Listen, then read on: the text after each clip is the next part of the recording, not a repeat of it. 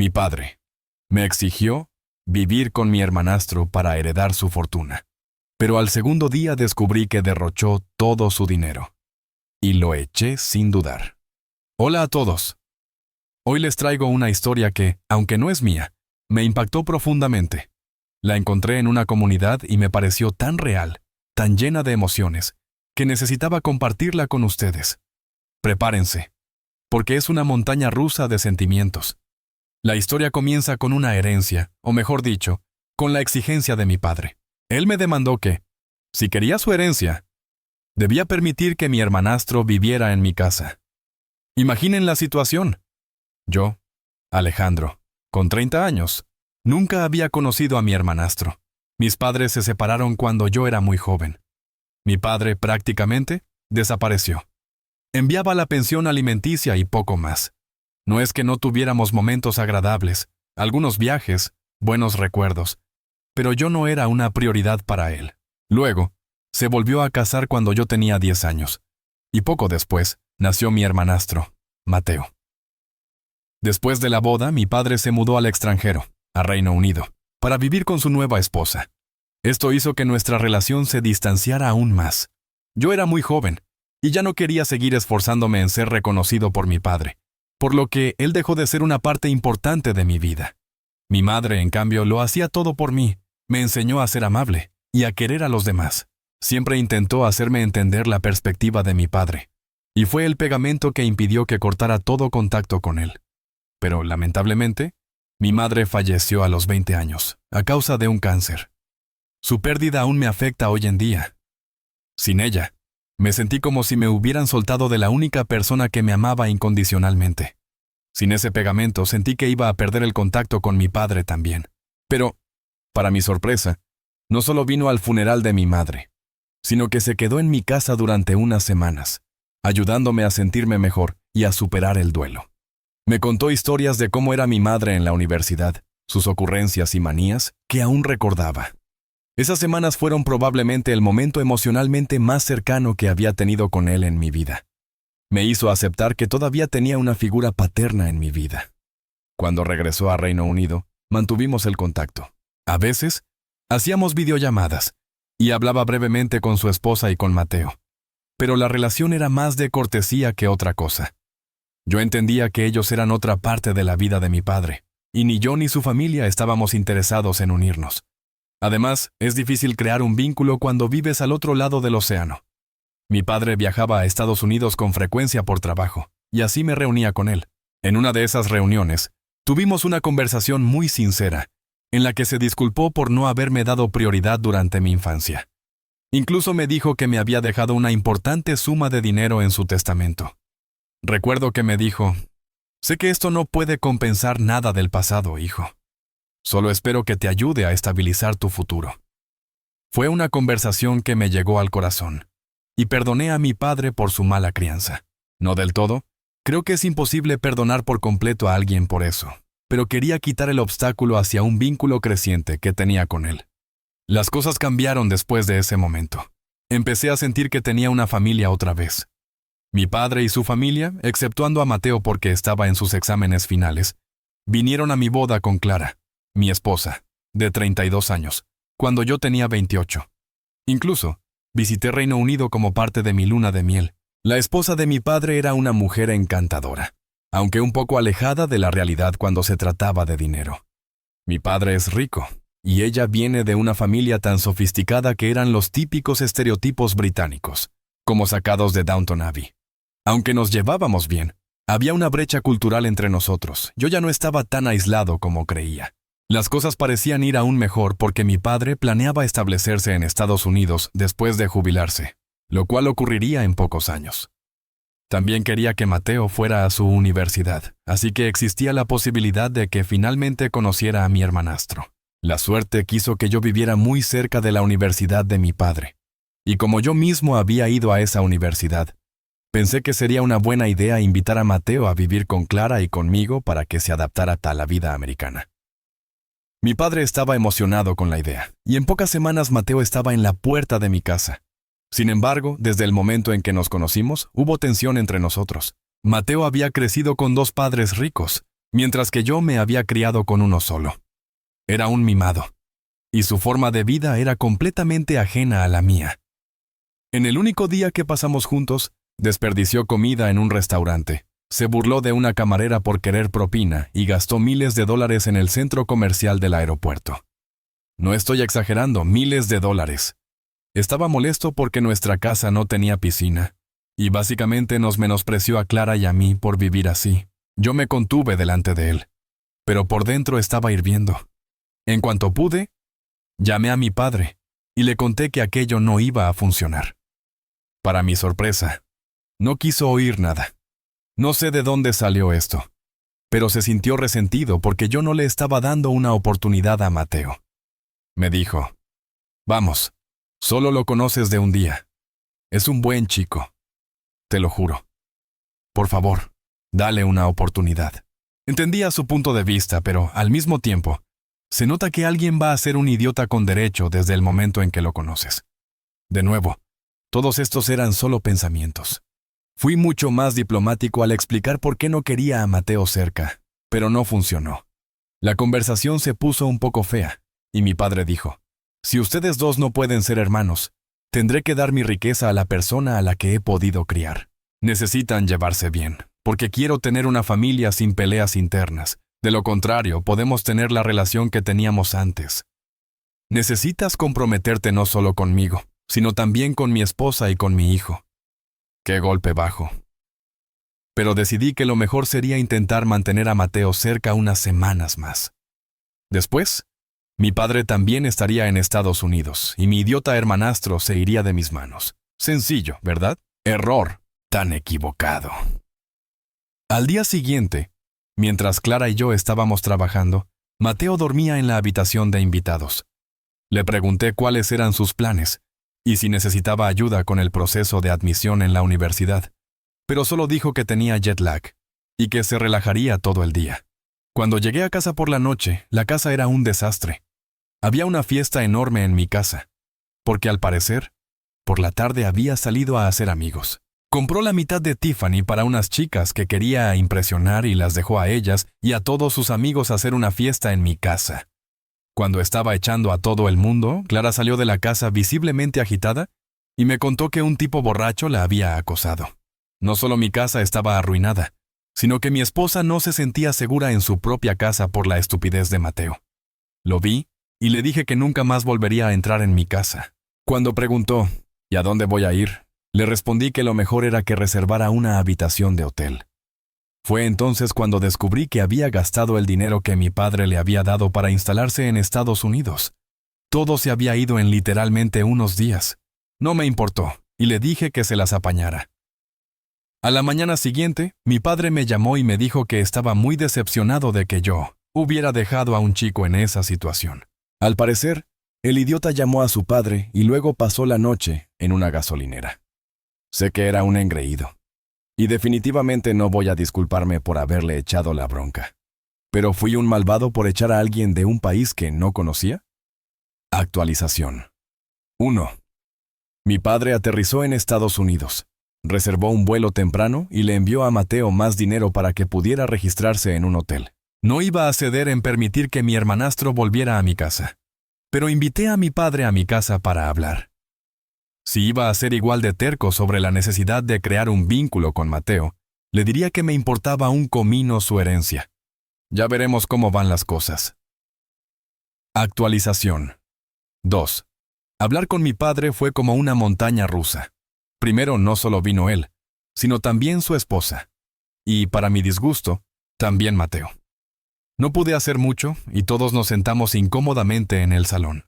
Entonces, para mi sorpresa, Mateo se levantó y soltó una disculpa por su comportamiento. Estaba ensayada y sonaba como un niño pequeño siendo obligado a disculparse por sus padres, lo cual no está muy lejos de la realidad. Mi padre entonces dijo que tampoco entendía el alcance total del comportamiento de Mateo, y que después de saber cómo había gastado todos sus ahorros, al mirar el historial de sus transacciones, le dio una charla seria a Mateo. Le dio una. No me sorprende que este chico le diera a mi padre una versión muy diferente de lo que había ocurrido. diciendo básicamente que había perdido su dinero a través de una estafa de la que era víctima, y yo no estaba dispuesto a escucharlo. Me burlé de eso y dije, «Papá, aprecio que hagas que tu hijo se disculpe, pero eso no cambia lo que siento por él. No voy a dejar que se quede conmigo, ni lo consideraré como mi familia, a menos que demuestre que lo siente de verdad. Te respeto a ti y a tu esposa, pero necesito tiempo antes de siquiera poder pensar en llamar hermano a Mateo». Eso cambió el tono de disculpa helado una vez más, y se fueron sin prometer reunirse ni arreglar las cosas. Nunca más se volvió a hablar de la herencia, y supongo que eso significa que mi padre todavía se mantiene firme en lo que dijo. Clara piensa que sería mejor que fingiera arreglar las cosas con mi hermanastro para que mi padre se sienta más seguro con su familia y no pierda la relación que he construido con él a lo largo de los años. Pero no puedo hacerlo. Actualización. 3. Ha pasado un mes desde que mi padre se mudó a Estados Unidos. En ese tiempo no nos hemos hablado mucho, y creo que Mateo finalmente se mudó a un dormitorio. Sin embargo, para mi sorpresa, recibí una llamada de la esposa de mi padre, y tuvo una conversación sincera conmigo, en la que admitió que Mateo estaba malcriado por su culpa. Mi padre solo quería que tuviera una relación con mi hermanastro porque era inseguro acerca de unir las dos partes diferentes de su vida. Pensaba que era un requisito para que Mateo y yo nos respetáramos, para evitar que su familia se fragmentara. Él le había confiado estos sentimientos, pero se sentía demasiado avergonzado para contactarme. Le agradecí que me lo hiciera saber, y le dije que me pondría en contacto con mi padre cuando me sintiera preparado. Hablé con mi padre por teléfono, y estaba claro que me echaba de menos, y viceversa. Admitió completamente ser un idiota y cegarse al mal comportamiento de Mateo, al mismo tiempo que me obligaba a vivir con él. Se disculpó por amenazarme con la herencia, y dijo que recibiría lo que me merecía. Le agradecí, y le aseguré sobre nuestra relación, y que no era obligatorio que me llevara bien con Mateo para respetar a su nueva familia. Las cosas parecen mucho mejor entre nosotros ahora. Y ahora, pasemos a la segunda historia, que es totalmente diferente. Mi esposa robó el dinero de la universidad de nuestra hija para financiar su adicción a las compras, y quiere que yo me eche la culpa. Estoy con mi esposa, Andrea, de 48 años, y mi hijastra, Cassie, de 17 años, desde hace 8 años. Las quiero a ambas con toda mi alma, pero Cassie es una joven muy brillante. Reconociendo su potencial, Andrea y yo decidimos crear un fondo universitario para Cassie, para que no se viera agobiada por las deudas. Con los años, ha acumulado más de $200,000. Cassie está al tanto de esto y cuenta con ello, ya que está intentando entrar en la Ivy League. Para resumir, la semana pasada descubrí que faltaban casi $170,000 de la cuenta. Me asusté y le pregunté a tía Andrea si sabía algo al respecto. Se echó a llorar y dijo que había estado gastando el dinero a lo largo de los años para financiar su adicción a las compras. Estaba furioso, pero tuve un momento de claridad. He navegado por estos foros lo suficiente como para saber que una aventura era posible, así que le pregunté si la estaba teniendo. Lo negó rotundamente y ofreció cualquier prueba que necesitara. Cuentas de redes sociales, correos electrónicos, su teléfono de trabajo, todo. También se ofreció a mostrarme los recibos. No hubo nada que pareciera sospechoso, y las matemáticas de los recibos cuadraban, así que lo dejé pasar. Pero seguíamos teniendo el gran problema de que el dinero había desaparecido. Se describió a sí misma como adicta a las compras, y el dinero de la cuenta de Cassie era demasiado tentador para no usarlo. No dio excusas, pero tampoco ofreció soluciones. Como he dicho antes, estaba más que furioso. Había arruinado las posibilidades de Cassie de ir a la universidad sin deudas y había cambiado la trayectoria de toda su vida. Le pedí que se quedara con su hermana mientras yo intentaba resolver esto. Cassie estaba preocupada por qué se iba, pero solo le dijimos que necesitábamos un poco de espacio. Le pedí a la Andrea que volviera a casa ayer, y tuvimos una larga conversación sobre cómo manejar esto. Me interrumpió y me pidió un favor. Me preguntó si podía asumir la culpa por ella. Para contextualizar, ella y Cassie no se llevan bien por diversas razones, y sabiendo lo independiente que es Cassie, probablemente se marchará justo después de la universidad, si no durante. De hecho, Cassie y yo nos llevamos muy bien, y ella viene a mí para muchos de sus problemas. Andrea teme que esto aleje a Cassie permanentemente, y no quiere perderla. Le dije que antes de que siquiera habláramos de eso, necesitaba reconocer su error y asumirlo. Necesitaba ir a terapia individual, necesitábamos terapia de pareja, necesitaba encontrar un grupo de apoyo para adictos a las compras y que yo controlaría las finanzas a partir de ahora. Dijo que esos términos eran duros, pero justos. Le dije que necesitaba decirle a Cassie lo que hizo, pedirle perdón y esperar lo mejor. Se negó y dijo que nunca podría perder a Cassie. Dijo que yo podría sobrevivir al error, pero ella no. Le dije que para siquiera considerar asumir la culpa, necesitaba aceptar mis condiciones. No sé qué hacer. Lo último que quiero es mentirle a Cassie, pero no quiero que Andrea y Cassie se separen para siempre. Y lo peor de todo esto es que la vida de Cassie está arruinada de cualquier manera. Y no sé cómo reponer el dinero, aparte de quizás pedir prestado a mi 401k. Reddit, ¿tienen alguna sugerencia? El divorcio siempre es una opción, pero quiero a Andrea a pesar de sus errores, y para mí, salir con alguien a los 52 años es casi imposible. Edición. Después de que todos aquí me dieran un poco de sentido común, me di cuenta de que no puedo mentirle a Cassie. La quiero demasiado y se merece la verdad absoluta, por muy fea y dura que sea. Hablaré con Andrea y le diré que necesitamos contarle la verdad juntas como condición para que sigamos juntos, o iniciaré los trámites de divorcio y se lo diré a Cassie de todas formas. Además, como sugirió alguien, no necesito que intente cambiar las tornas, así que grabaré nuestras interacciones a partir de ahora. Gracias. Edición 2. Quiero agradecer a todos aquí por abrirme los ojos. Ayer, todos tienen razón. Necesito poner a Cassie primero. Y como dije en el post anterior, me despertó. Le diré la verdad absoluta, aunque se enfade conmigo y me desherede. Al menos, sabré que hice lo correcto. Además, voy a pagar su universidad yo mismo. Puedo sacar dinero de un par de lugares, como mi jubilación y la herencia, así que no pasará nada si tengo que vivir un poco más frugalmente durante la jubilación y trabajar unos años extra. Entonces, que así sea. Casi lo vale. Honestamente, dudo que su madre vaya a vender sus cosas, por eso voy a tomar este camino. En cuanto a Andrea, me han criticado por querer dejar que Andrea se salga con la suya, por así decirlo. Pero es fácil decirlo cuando no hay sentimientos reales involucrados. Dicho esto, no creo que pueda quedarme con ella. Lo que hizo es horrible y arruinó el futuro de nuestra hija por su adicción. Tuvimos una larga discusión anoche y la amenacé con el divorcio a menos que le dijera la verdad a Cassie. Me suplicó que no lo hiciera. Pero me mantuve firme y finalmente aceptó. Pero solo si yo aceptaba no divorciarme y la ayudaba a reparar su relación. Probablemente no haré ninguna de las dos cosas. Hizo su cama, así que puede dormir en ella. Así que si tengo que actualizar, probablemente haré un nuevo post. Gracias, chicos. Actualización. Mi esposa robó el dinero de la universidad de nuestra hija para financiar su adicción a las compras y quiere que yo me eche la culpa. Quiero empezar agradeciendo a todos los que me respondieron en el post original. Todos ustedes me mostraron un duro amor y lo aprecio. Incluso aprecio a los que me llamaron felpudo porque, como dije en el post anterior, me despertó. No me quedaré con Andrea, me ha mentido y me ha manipulado a mí y a Cassie durante demasiado tiempo como para quedarme con ella. El hecho de que nos robara a Cassie, a mí y a los abuelos de Cassie hace que esto sea casi imperdonable.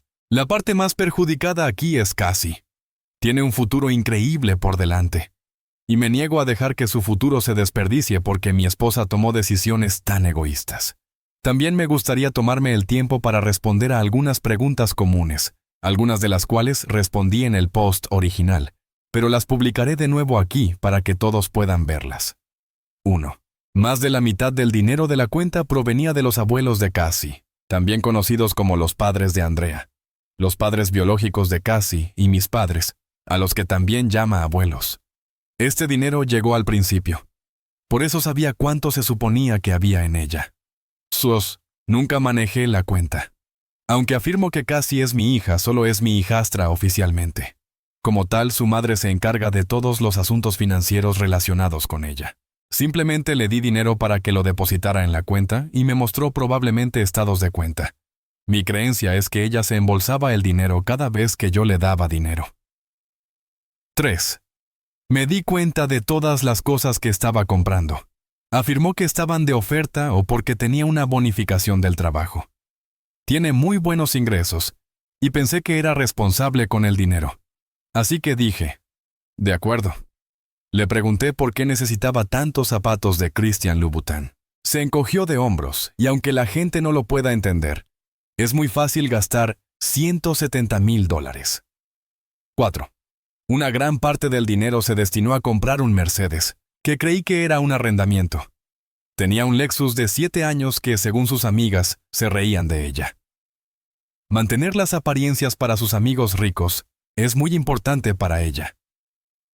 5. Cassie y Andrea no se llevan bien por diversas razones. Al parecer, Cassie se parece mucho a su difunto padre, y Andrea no puede relacionarse con ella en absoluto, o tal vez no se esfuerza lo suficiente. A Cassie le gusta mucho más hablar conmigo. Tenemos límites de padres e hijos, pero Cassie me considera uno de sus mejores amigos, o palabras que no son mías. 6. Me di cuenta de que asumir la culpa era su forma de manipularme, y además me habría abierto a un montón de consecuencias con las que no necesito lidiar. Además de que la honestidad siempre es la mejor política. 7. No estaba pensando correctamente en mi último post, y tenía miedo de estar solo y soltero. Supongo que tengo algunos problemas para estar solo que necesito abordar, además de que realmente amo a Andrea. Conectamos de una manera muy profunda, pero todavía me voy a divorciar de ella. Curiosamente, un comentario que decía que los hogares para ancianos tienen brotes de chilla me hizo reír y me hizo darme cuenta de que podía volver a salir con alguien a esta edad.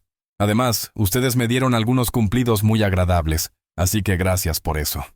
Después de mi última actualización en el post original, hablé con Andrea hasta bien entrada la noche.